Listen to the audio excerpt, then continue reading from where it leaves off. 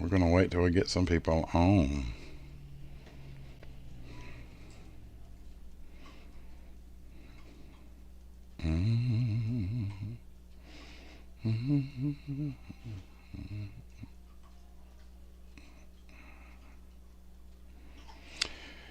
Well, oh well.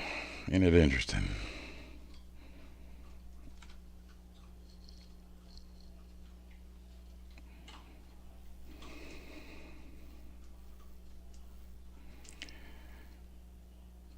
All right, I'm just going to get started. If you join me halfway in, this will be rebroadcast, and a special update episode will be put into the podcast on all of my platforms that I'm currently on.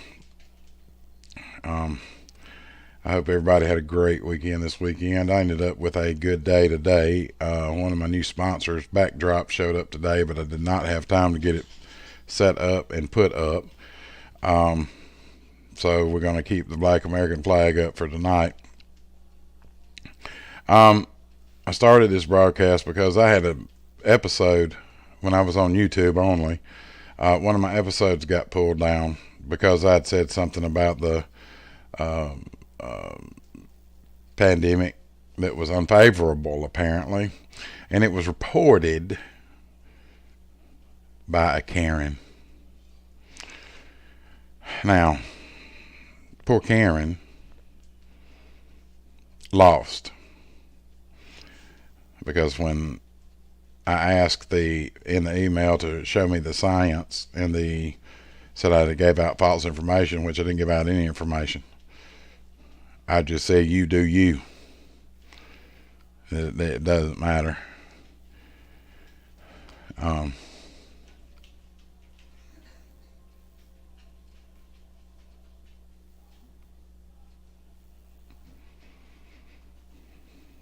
And that ended up getting bad. So,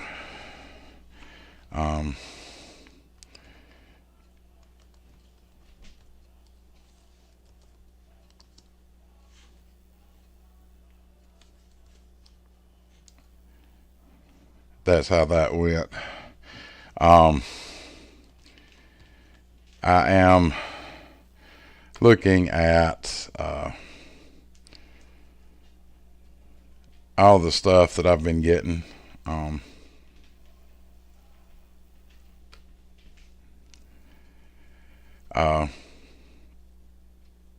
From overseas. I'm getting, for some reason, the people overseas apparently really either A, like my accent, or B, they're really, really interested in American politics and nursing home care. I don't really understand what. But I mean, we've got that going on. And I'm kind of excited. I have got listeners now in the Middle East, which is pretty neat.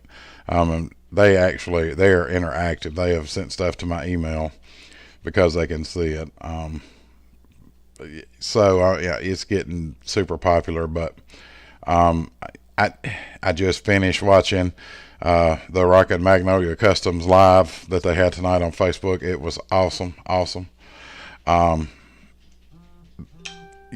Watching somebody create stuff, to me now, as a creator myself, one of the best things that I've done in a while. Watching people do the things they enjoy doing to relax and calm down is great for them. I get relaxed watching them have a great time doing what they actually like to do, love to do as a hobby. She sent me my 20-ounce tumbler this weekend. I used it all weekend while I worked. I worked 24 of the last 36 hours, and it had coffee in it the whole time. So you'll see the website mentioned in the comment sections. Click it, and you can go straight to her page. Go visit it and see if you want anything made for yourself, and just you may just want to buy something that she has pre-made, because she has some of that on there too. So just take your time and do that. Let's redo this podcast that got pulled and see if this one gets pulled. I'm going to tell you a story about a lady that it's her mother's story. I've been in the field now, long-term care field, a long time. I actually enjoy it. Bedside nursing in the hospital, you don't see them long anymore. So it's pretty fast. You get to see them for like maybe 3 days, and you may not work the same unit anymore, so you don't get to see that anything that you're doing is making a difference. If you're lucky enough to, it's great. But that's why I do long-term care, because I can actually see that I'm making a difference and telling a difference. But this lady had her mother in a facility for 15 years, I think she said, or 13 to 15 years. Said that anything that happened with her mother, they would call her with new orders. They would call her with order changes, even just simple as time changes, or they would call her for problems they thought would happen. And she thought everything was fine. She hadn't heard from them in a couple of weeks, and then all of a sudden she got a 3 a.m. call from the emergency room, the nurse and the doctor. Then this was before the pandemic. This was way before the pandemic. She got a call from the emergency room, and she learned that her mom has super severely dehydrated. The ER doc told her this did not just happen. I believe she's probably been without water and food for the last 3 or 4 days. That is indicative of a problem nobody wants to talk about, and that's staffing in a facility. The lady passed away a few hours after that phone call was made. And when they did the investigation, she ended up suing because another lady in that same facility died from the same thing within the same time frame of her mother. And they had taken these CNAs and everything to court from deposition and get their statements. And despite the pleas by these nursing assistants to their nurses, they claimed that the nurse really did do anything, that there wasn't anything it could do. The problem that nursing homes and really all medical facilities had during the pandemic, all those problems were exacerbated.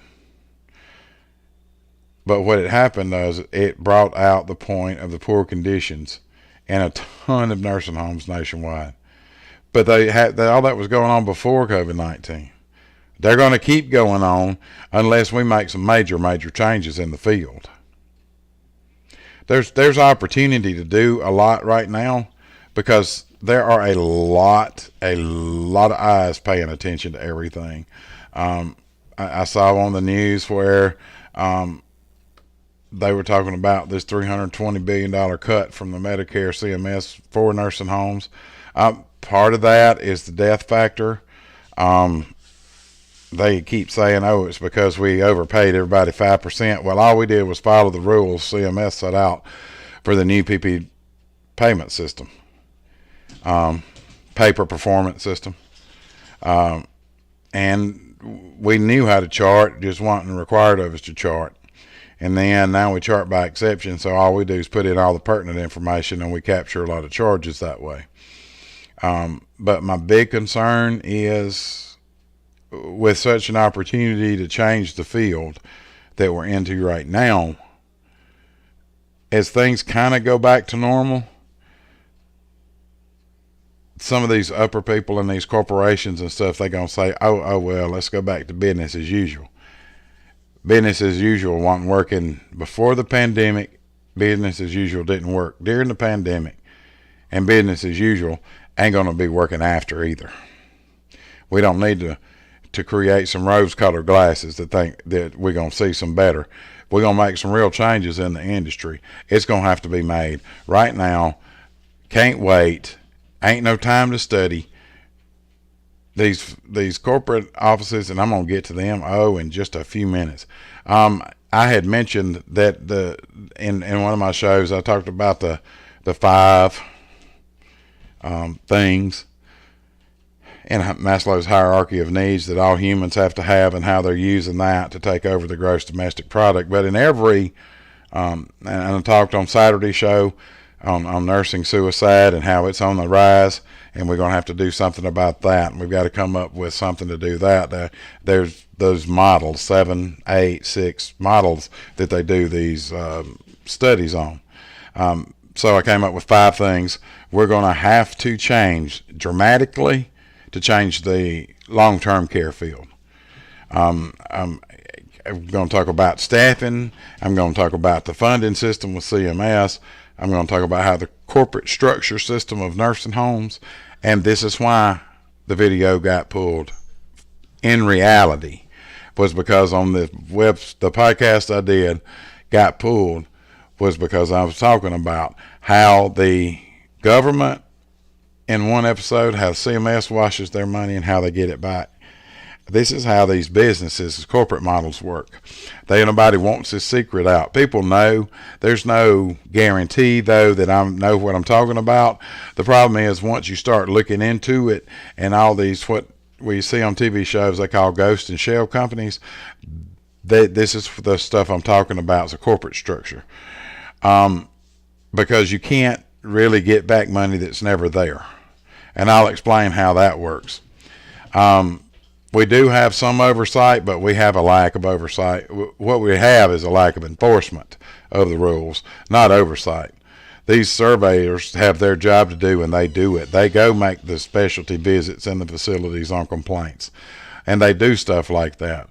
The problem is the enforcement of what they find is not there.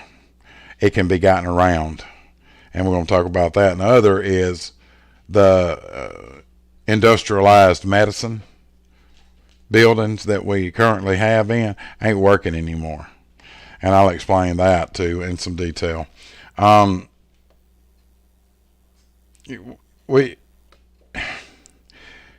Chronic staffing shortages in the nursing homes have stretched all of the nurses and CNAs and housekeepers and dietitians and just about anybody that works in the long-term care industry is taking their staff and taking them to a breaking point.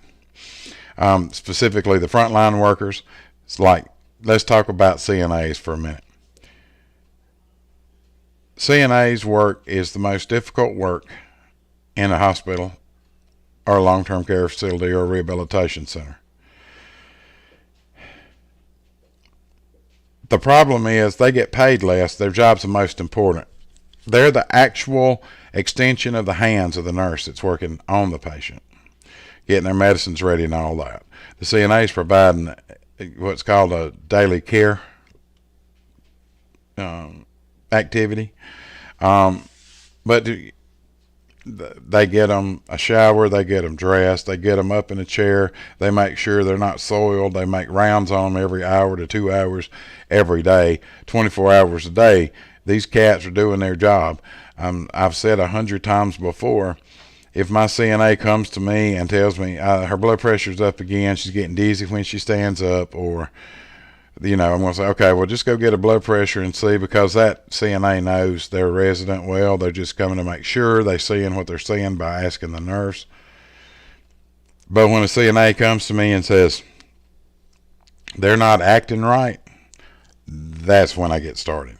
That's when I stop whatever it is I'm doing and go see, because that's never a good statement to ever come out of a CNA's mouth, especially if you trust them. Specifically, if you trust them. As soon as you hear it, they don't even finish the sentence before you should be up and gone to whatever room they're talking about. But when you're paying, the national average pay for a CNA across the country is $13.72 an hour. We pay people more to flip hamburgers or take chicken breast out of a grease, except on Sundays when they take the day off.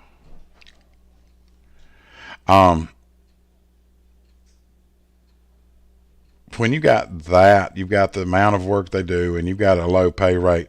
I can't imagine a CNA they only make around $28,000 a year just on base salary at an average rate of $13.72 an hour, about $28,450 to $28,500 a year. That's nothing, people. That's just right above the poverty line. I don't know how they do it, and some of them are single parents, and I don't get it. And we're not paying them what they're worth at all. You're not paying any healthcare person what they're worth. I want to explain how that works in a minute. But when you got pay rates like that, and you're not willing to fix them, you're going to have turnover rates. Turnover rate is the amount of employees that flip through the system in a certain amount of time. Long-term carers usually do their average for a year. There's a CMS. I'm tired. I've been a busy weekend, and I apologize for that. There were some facilities in a report done a few years ago it was the year before the pandemic. It was in 2018, 2019, and the report came out just as this COVID stuff started.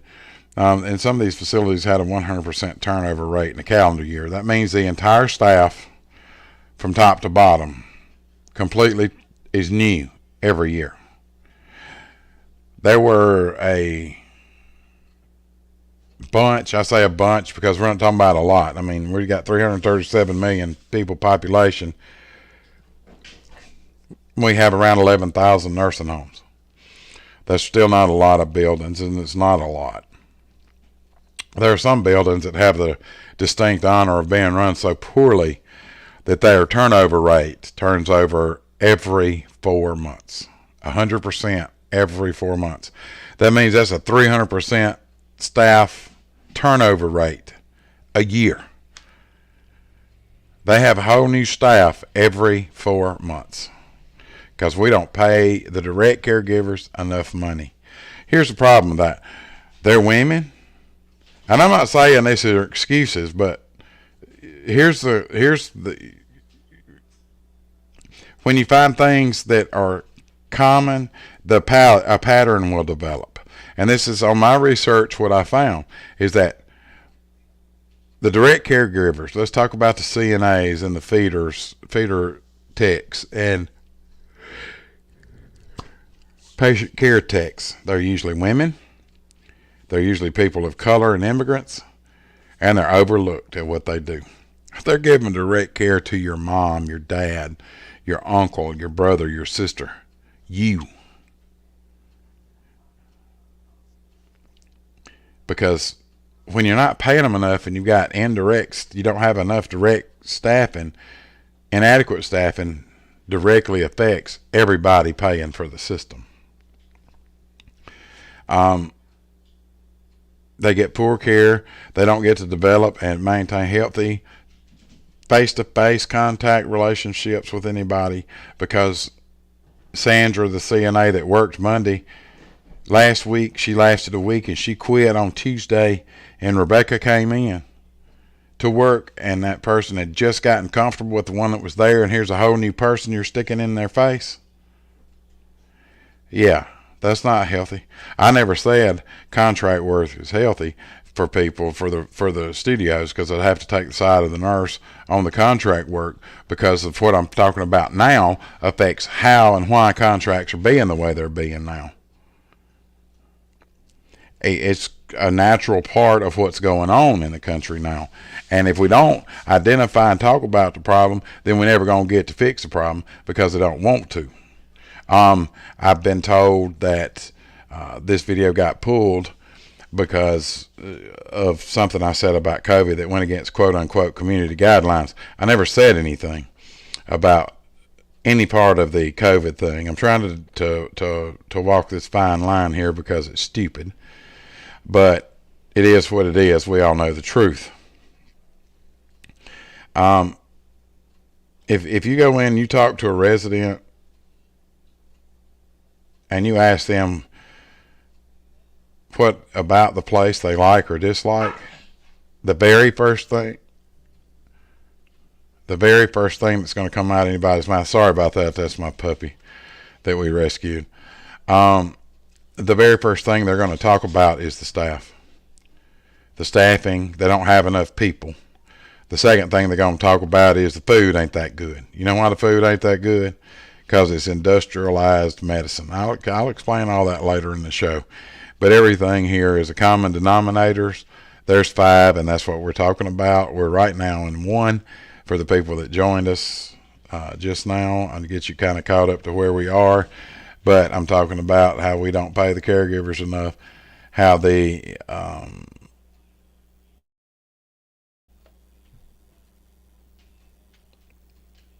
bonjour to you too. How the inadequate staffing affects everything about your stay, even in a hospital. If there's not enough staff and there's nobody to answer your call light, and it takes 45 minutes for them to get it answered, everybody assumes it's just because there's people lazy. It's not. It's because there's no staff. While they may be in the room, it may take them 45 minutes to clean somebody up. And it used to not be an issue. We used to have rules about how long you had to answer a call light, and they talk about it all the time. But these companies want us to be able to answer a call light, where we used to require 10 people to care. Now they've got 6 people to do the same amount of care, but they want them call lights answered within 7 to 10 seconds of them coming on. There's not enough help. Screw your bottom line. Take care of the people you're in charge to take care of. The professional level, I'm talking about the nurses, licensed nurses, and the registered nursing. CMS has some staffing rules. 1 RN on duty in a nursing home for 8 consecutive hours a day. That's usually the house supervisor. It works 7 to 3. And that's all the RN care eyeballs they get. There's a method of thought to think that there should be an RN supervisor that takes no residence, is just there to put out the fires 24 hours a day. I agree, because if we have to do some kind of procedure that requires an RN to do it, if there's non-IV certified LPNs that work the building, the RN supervisor can just hang the antibiotics and deal with that. But as far as staffing right now, they have what they call a quote-unquote hours per day, but that don't give you a staffing ratio, because most facilities augment them by using staff members that don't give direct care 24 hours a day, but they spread their time from 8 hours a day over 24 hours. And they may count the therapist as part of those hours. I mean, it's not fair. Nursing should be nursing only. It should be CNAs, RNs, LPNs, period. It shouldn't have anybody else that bleeds over. There should be no administrative staff that bleeds over. The administrative staff should stay in their offices. The DON should stay in her office. If she's going to do it, if your facility is going to do it, they need to have 2 DONs, 1 administrative DON and 1 clinical DON. And that clinical DON can be during the day and an RN supervisor at night, and you rotate that out, and then you get your PRN people in on the weekends. Just do it that way. And you don't have to worry about it. You got your 4 RNs on staff, even if you're 2 on the weekend, or agency staff. If you find agency staff you like, you work a deal with the agency that you give them the time, and the ones they like get to choose from it. So that you get the nurses. It's the best review phase you can get is to have an agency or a traveler or a per diem nurse come into your shift, watch how they work. If you like them, tell the agency we want them to come on a regular basis. There can be things worked out. You worry about that. You pay the thing. You get your tax write-off through the corporate that needs the staff, and the agency nurse has a standard, steady PRN position that pays premium rates, and they don't ever go anywhere, and they become a little more passionate about what they do. So we're going to have to fix the pay. We got to fix the staffing ratios for these places. It's ageism, really and truly, for all you woke folks out there. It's ageism. You're practicing ageism. You're saying that we're going to warehouse these old people in these industrialized medical complexes. And then we're not going to give enough people, we're not going to pay enough people to take care of you. We're just going to wad you in this hole and get you by till you die. Oh no, I said it again. God almighty. If it gets pulled, y'all know why. That statement right there. Um, Inadequate staffing can only be fixed if the people from the beginning to the end take care of what's going on. Y'all understand that we have a ratio in this country, in the prison system. Inmates have a staffing ratio, and the people in long-term care facilities, nursing homes, and rehabilitation centers do not. If there's something that wakes you up, it should be that right there.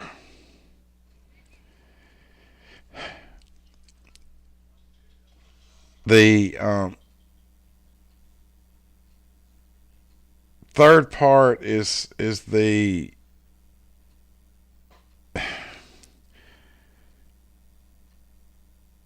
standards of care, I guess, is the best way. Let me do this first. Let me tell you how Medicaid and Medicare cover all of this, so then we can understand the rest of it. Okay, I'll put it together that way. Medicaid covers about 60% of all nursing home residents in the country, and Medicaid reimburses 70-80% of the costs of the operator. And that's from my favorite group, the American Healthcare Association. It is not my favorite group. I don't agree with them. There's just certain things, but very few things. Medicaid generally not the best payer in the world. And how nursing homes work is on what we call rehab to home, is these 20-day short-term rehabilitation stays that Medicare is a primary payer. And then on day 21, Medicaid starts paying the copay as Medicare picks up. I mean, that's how we do it. But you get 100% reimbursement for 20 days, so they're going to do the 20-day in and out, industrialized horseshoe medicine. In and out. You get them out. Hopefully you pray, or the operators pray, that they go the 20 days. They are home a little while. They get sick and they have to come back into the long-term care because this time they got an infection where they had their knee replacement done, and they're getting these souped-up antibiotics. And we can do that in a nursing home because it's so safe. I hate to tell all you people, I can do it. I can go run bank, and I can give rifampin, and I can do all the stuff it takes to take care of these MRSA infections in these joints. I can take care of a patient that has to have the joint removed and has to have the directed antibiotics sewn into their joint to get the muscle healed so they can go put in another metal joint. I can do that. I don't know if Karen that's coming in after me is going to have enough time to actually take care of a resident or understands how to take care of a resident who's getting long-term IV therapy. I always remind when I'm giving a report, remember to ask about if they got ringing in their ears, because we got to know that. I got to know that before anything else, because that seems to be the toxicity thing that most everybody remembers and that people forget, but once you say it, it brings other information back.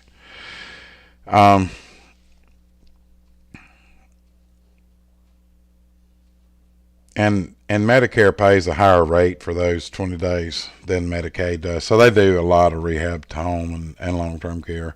And I'm not saying that a lot of people don't need the rehab, the short-term stuff, rehab to home. But, it's kind of a picking field. When you do the short-term stuff, the long-term care facility gets to check out the person, and while they're in there for their short-term stay, and they want them to keep rolling through as short-termers over and over and over. Even that payment model, the way they have it set up, that's really not the problem, because all the nursing homes have to do is collectively get together through places like ACHA or AHCA and say they're not getting enough money, push the legislatures, they increase the expenditure rate, And the other problem is all these for-profit facilities, they don't have to pay out of their profits either. They make these excessive profits off the backs of the poorly paid staff. Folks, as I've said before, these long-term care owners and operators pull in and holler burnout. Burnout makes it the nurse's problem. It's not the nurse's problem they're burnt out.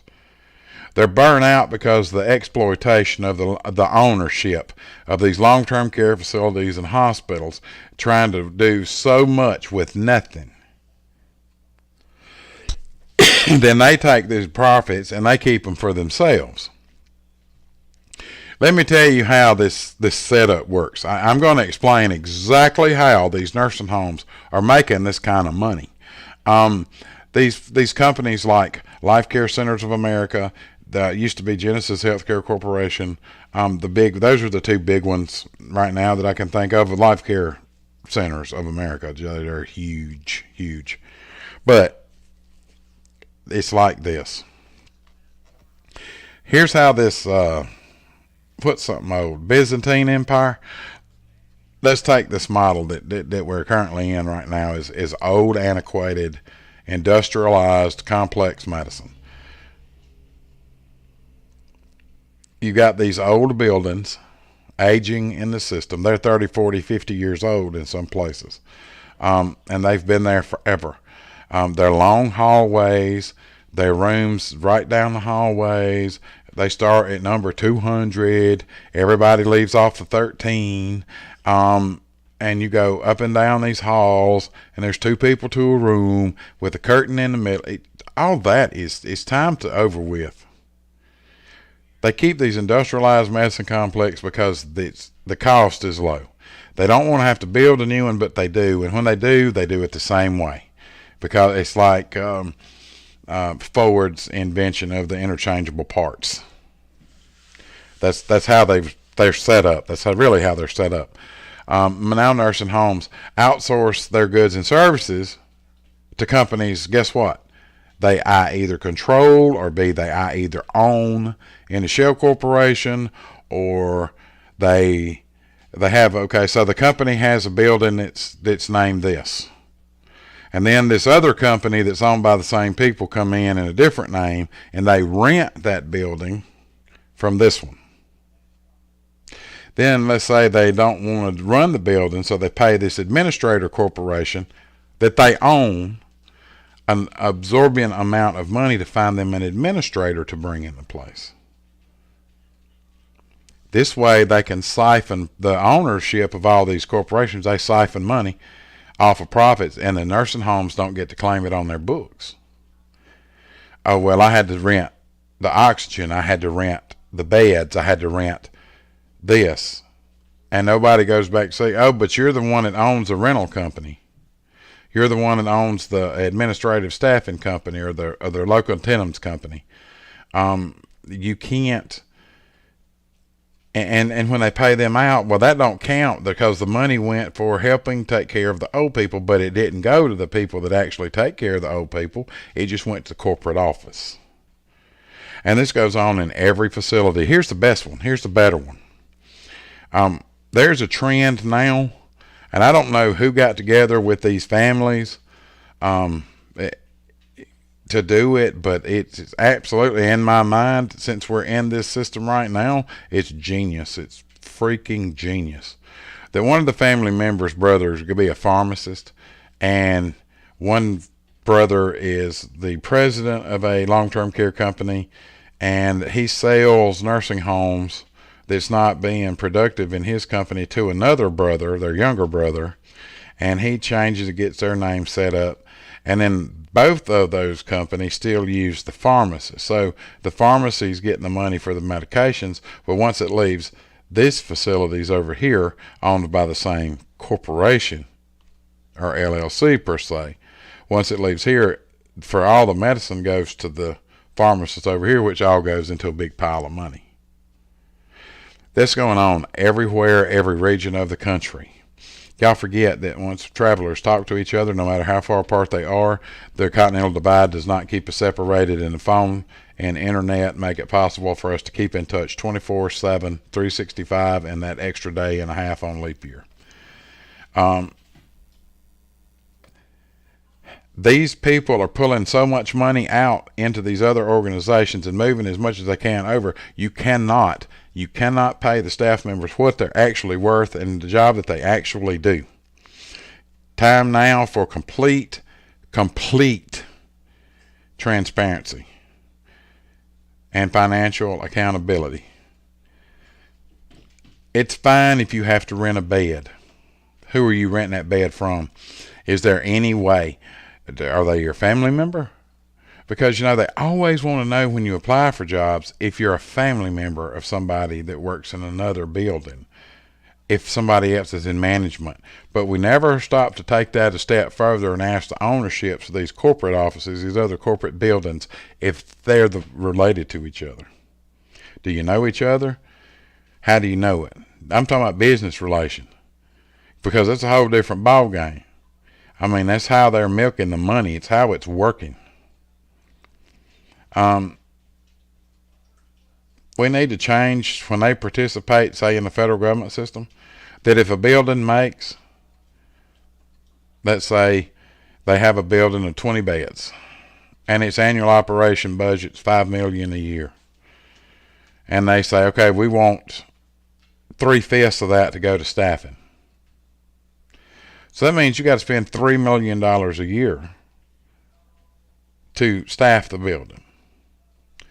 That leaves $2 million to do everything else. Because if you don't do it and meet the minimum standards of care this way, then we're going to pull you out of the system for a whole year. And they don't have to have all these other cares. You can just send 2 or 3 state surveyors in. And once they get to that point, then they can start finding the problems with the care that these facilities are giving. Because I'm telling you, once you have the staff, the care will take care of itself. Also, once you have the staff and you're paying on the front end for staff, on the back end, if they're not going back to the hospital and where CMS can snatch you out and pull your money because you sent them in when they shouldn't have gone and stuff like that. So I talked about in the beginning about this lady and her mother being dehydrated and passing away. And we're talking about the surveyors and their job and what they do and why we need transparency in the payment system that we have and how the surveyors can help with that. I'm going to tell you what they did, what CMS did to the instance that I talked about earlier. I went into the CMS website, and you can find every facility, every nursing home stuff in there, and everything they've done wrong and what they said they were going to do to fix it and what was expected and when their revisit were. The CMS fined that facility $77,462 for them 2 ladies that died in the same nursing home from the same diagnosis, knowing damn well that they weren't in compliance. 5 days without food and water, or 5 days without water. That means nobody took the time to feed them, A, because they didn't care, or B, because there wasn't enough staff, and I tend to go with B. So there's 2 women together's lives were worth $37,000 a piece, or $33,500 something dollars a piece.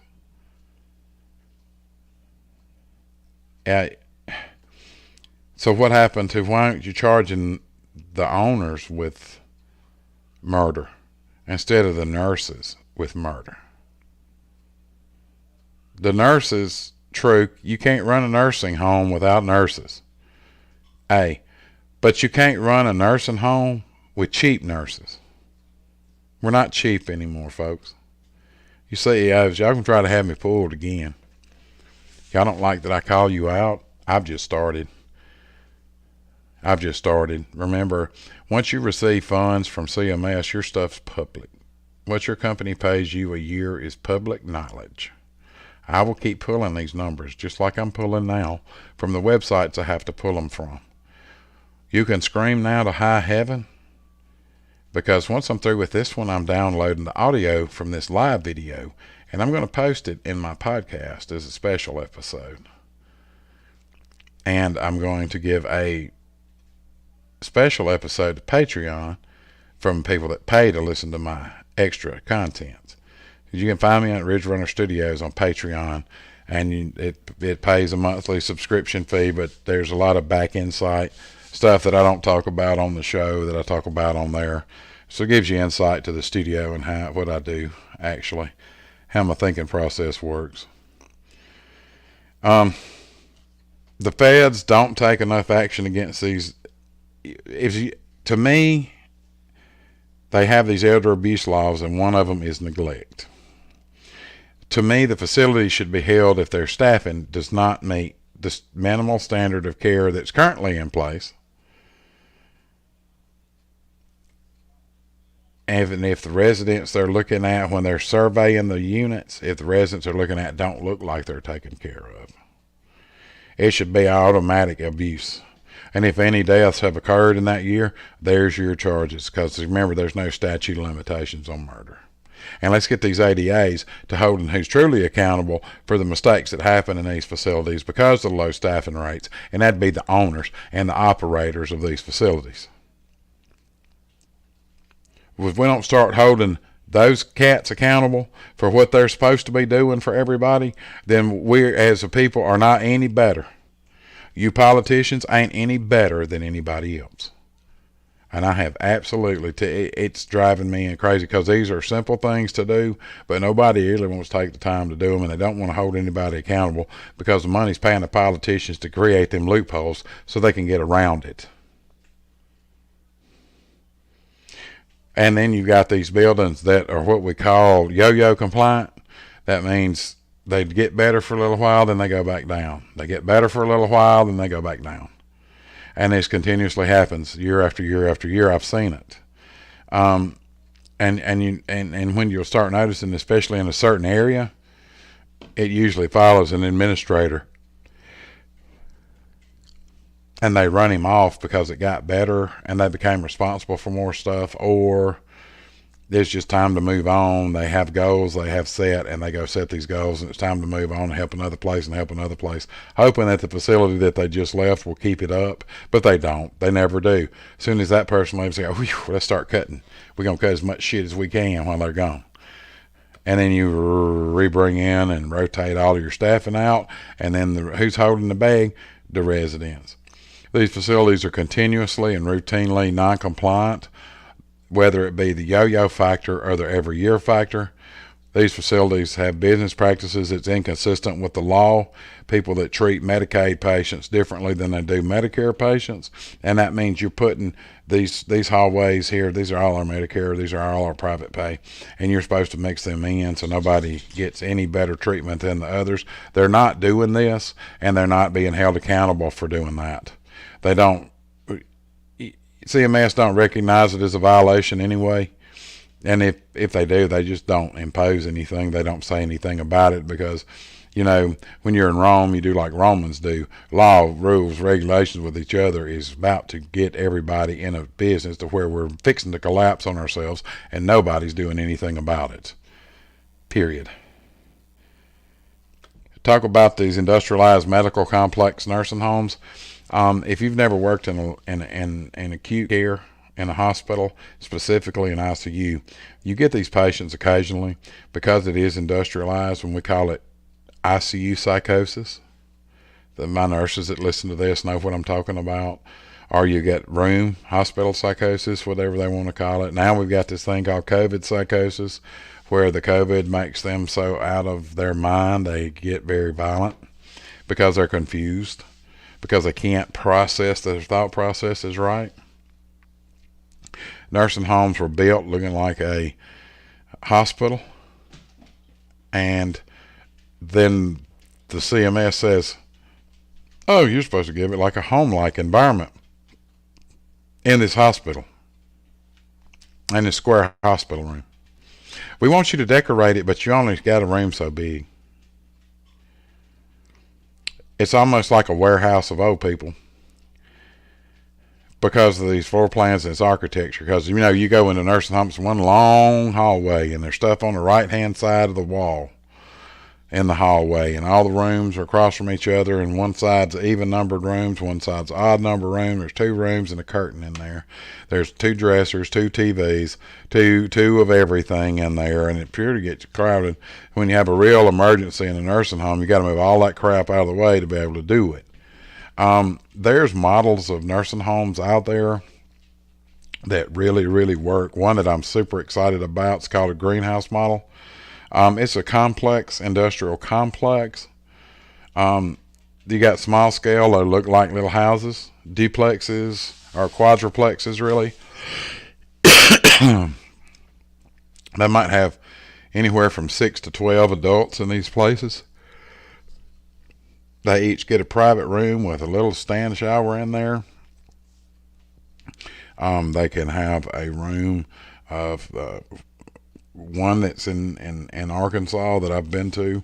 They've got a room, they call it the swimming room, the swimming house, the pool house, I think is what they call it. And they've got hot tubs in there. And they can take these little old frail ladies and get those lifts and turn them and set them down in these individualized tubs with those little doors on it. And they can get the water to a certain temperature, and then they can put them in there and let that warm water circulate like in a whirlpool, and get their ligaments and all that stuff softened. And when they're in these little pods, that's what I call them, these little pods of 6 or 8 or 10 people in there, and they have the same nurse and the same CNAs, and they do everything. There's no way to sustain like that. Yes, it is, because you would actually have to take your dietary people and your housekeeping people and send them to the CNA class so they can become CNAs. Then they can just take care of the residents in their little houses, and they can cook and they can clean, and the nurse can walk around and give their medicine and make sure they're getting their medicine.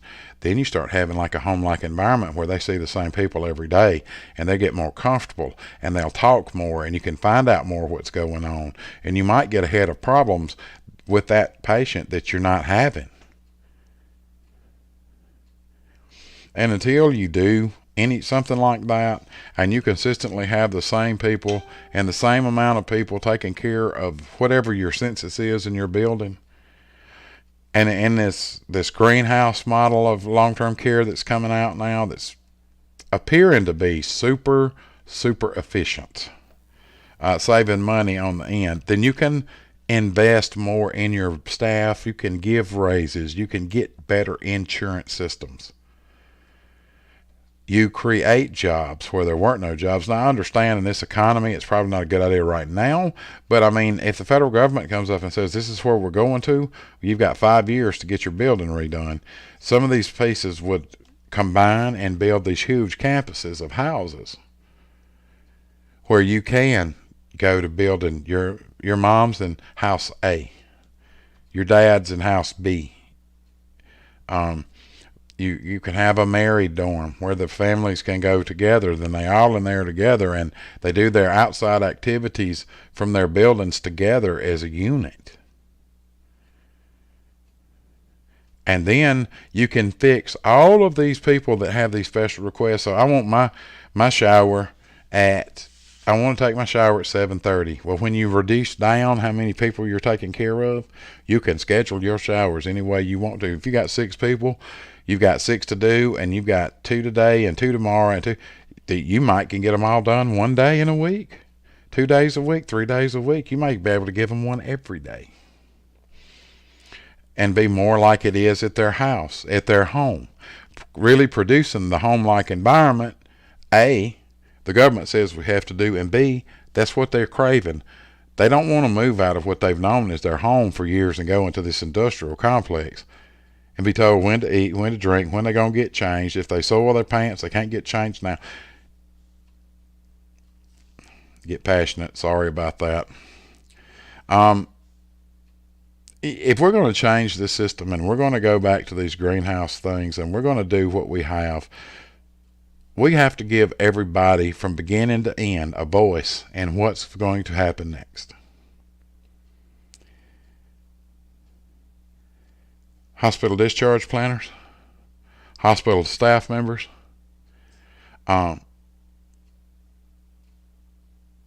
family members, even the residents themselves. We all got to hold ourselves at a higher standard now.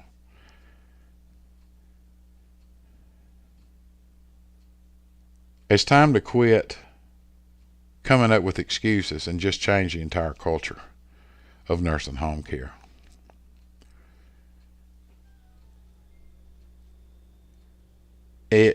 It's been kept out of the system light for so long, and nobody talks about it. And when they do,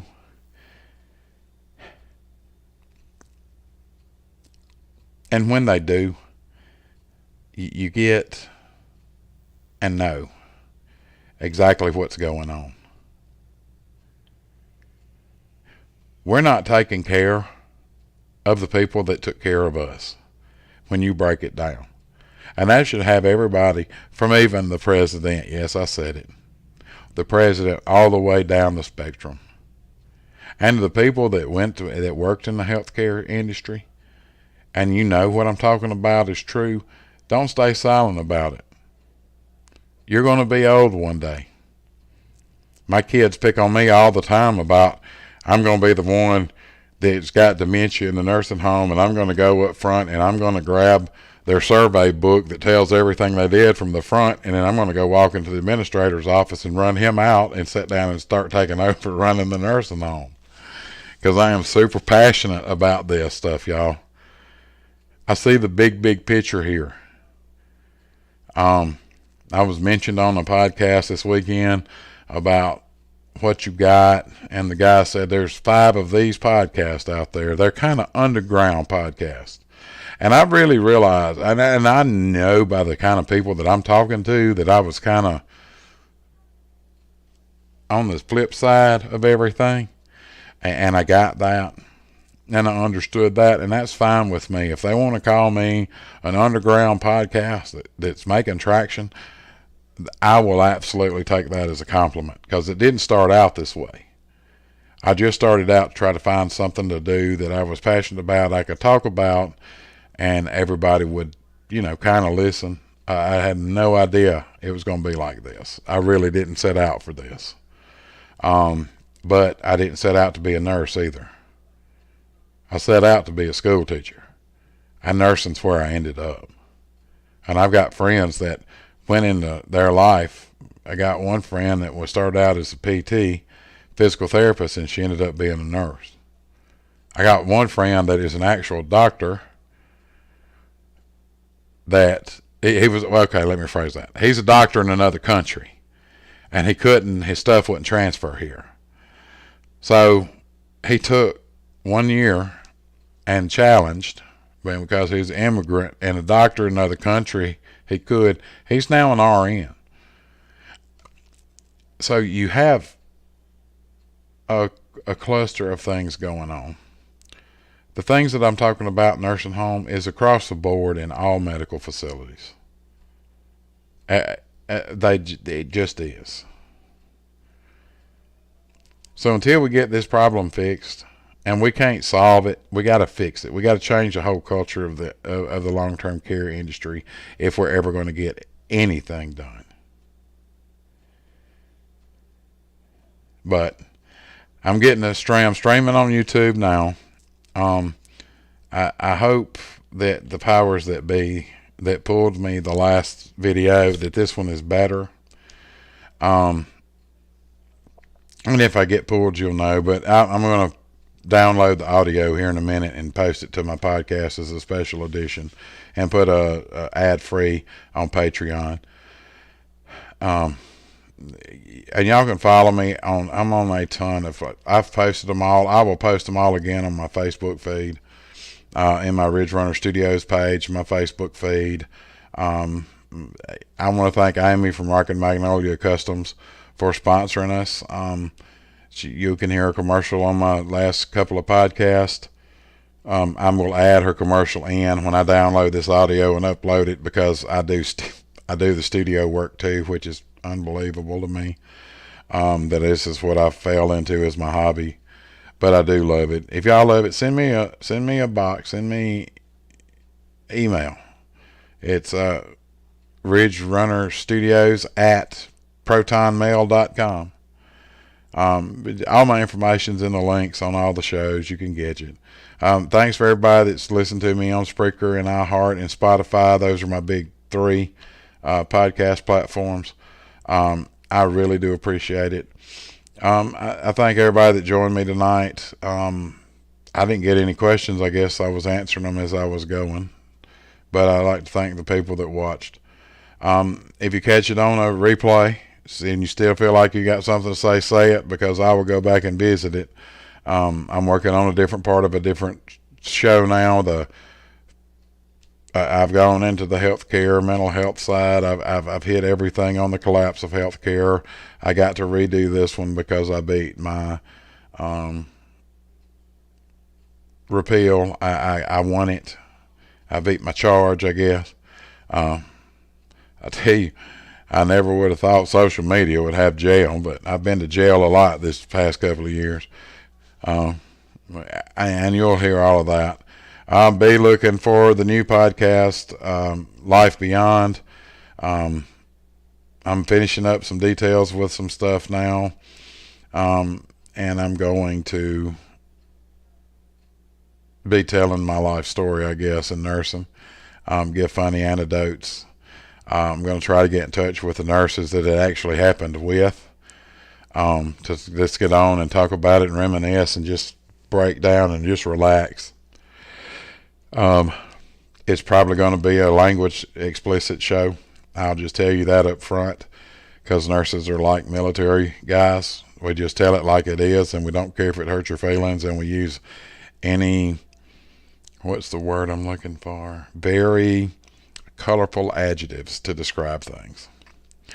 But look, I appreciate everybody that joined me. I thank y'all for tuning in. I thank y'all for listening. Keep listening, keep listening, keep listening, and sharing all of my sites, because I grow that way. If you're going on to YouTube, go to Ridge Runner Reports on YouTube, Ridge Runner Studios, and hit the like and subscribe button. Pick a video, just like it and subscribe to it. I've got to get that up over 1,000. I don't care about my page on Facebook growing, but if you'll join my page on Facebook, I will connect you to Rock and Magnolia Customs, but it'll be at the approval of the administrators over there. But don't just friend me thinking you're going to get in to sell stuff third-handedly, because I'm going to do a hardcore vet of your page on Facebook. To all my friends that see this outside of my Facebook page, if we were friends in the past, send me a like on Facebook. I don't have time to scroll through Facebook like I did. When I do, I find stuff that's funny and I post it, and then I try to go about my day and check everything at night. But I appreciate y'all joining me. I'm excited. On the live next week, I'll have my backdrop ready to go. But y'all take care. God bless. Y'all have a great rest of the week. We'll see y'all Saturday when another episode of Ridge Runner Reports hits the podcast. Y'all go to Spreaker.com and hunt Ridge Runner Studios and pull up my podcast and download or listen to an episode. Y'all have a good night. Have a great week. Y'all take care. Goodbye.